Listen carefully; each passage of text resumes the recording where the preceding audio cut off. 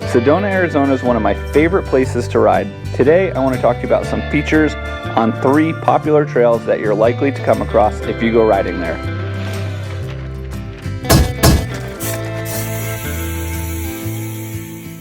Hey everybody, I'm professional mountain bike rider Jeff Lanoski, and that is really steep. The first feature I want to talk about is a steep roll down on Jordan. If you look at Trail Forks, it'll show it at the end, but you're going to want to ride this trail as a downhill, meaning it's going to be one of the first things you come across. Now whether I try the real steep side or the slightly easier one, the techniques that I use are all the same, so let's dive into them. First thing is line choice. So I like to find the straightest line, and then when I'm on that steep section, I try not to ever turn my handlebars. Second thing is speed. I don't want to go too fast because these roll-ins usually have an abrupt landing. Crawl in at a nice comfortable speed, using both brakes to give me the best traction possible. The next thing I pay attention to is my body position. When I'm riding on flat ground, I like to keep my weight centered through the cranks, light hands, heavy feet, most of my weight through the pedals. The same thing is going to apply when I do a steep roll down, but in order to accomplish that, I need to get some bend in my elbows before I get to the steep section, and as I do, I let my bike rotate underneath me. That allows me to keep my weight through the pedals, and I never get the sensation of feeling like I'm going to go over the handlebars. Last but not least, since I know that I have to deal with an abrupt transition at the bottom, I need to get some bend back in my elbows, so I'll shift my weight slightly forward on the downhill. That'll give me some bend in my elbows and allow me to unweight the bike one last time and smooth out that rough spot. The second feature is at the intersection of Thunder Mountain and Teacup. This is a dual directional feature, but we're going to talk about climbing out of it. Sedona has tons of short technical climbs like this one.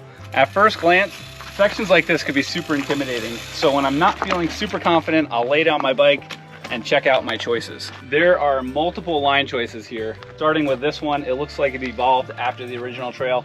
This one makes the trail a lot wider, so it's not good for trail conservation. It also has some twists and turns, lots of places to strike your pedal, lots of places to catch your tire, so that would not be my first choice. Getting closer to the main line, this one looks the most trafficked, so I might be tempted to take this one when I ride it, but it's actually the downhill path, so this would not be a good choice either. This line over here, which looks like a pile of rocks, because it basically is probably the best line in my opinion, and it's going to be the one that I would focus on. As I roll into this section, I have my head up and I'm trying to plan for this move rather than react. The 10 or 20 yards leading into it, this is where I need to focus on getting really good quality pedals so that I carry momentum into this climb. Once I'm about 1 or 2 bike lengths away, I need to stop pedaling and focus on getting a real good preload so that my bike is unweighted. That, along with the speed, will help me roll up the face of that. The last thing I like to do is set a point beyond the top of the climb. When I focus too much on the top, that's usually only where I make it to, so if I look beyond it, I usually have a much better chance of cleaning the entire section. The last feature is on one of my favorite trails called Teacup. It's a super tech trail, and this feature looks like one of the easiest things, but if you don't know the best line, it could be pretty tricky. I'm going to break down how I like to ride this section of trail. The thing that makes this particular feature so interesting is that the main line, this low outside line, looks super easy and obvious until it's not. So this section is super easy until you get to this point, and then you have to squeeze between this tree and you have this awkward step up. So I found that a much better way to ride this feature starts further down the trail and it's not as obvious, so let's take a look. So when I tackle this section, it's all about line choice. I'm coming down this hill, so I'm probably in a harder gear, so now I need to shift to an easier gear, but nothing too easy. I want to take a nice wide line, and then right when I get to this tree, this is where I need to make a decision. That well-worn in outside line is right here. I found that the better line is on the far left. There's about a 12 to 16 inch wide ledge.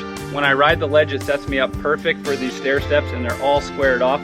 If I was to go a little bit further to my right, I'm going to be hitting them all at an angle, and it's much more difficult.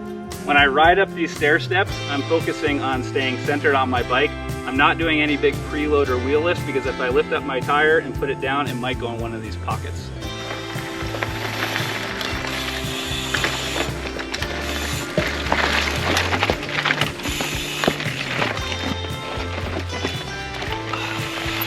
All right, that worked out better than I expected. Thanks for checking out the video. I hope you found it entertaining. Good news is, the most difficult part of the trail is yet to come.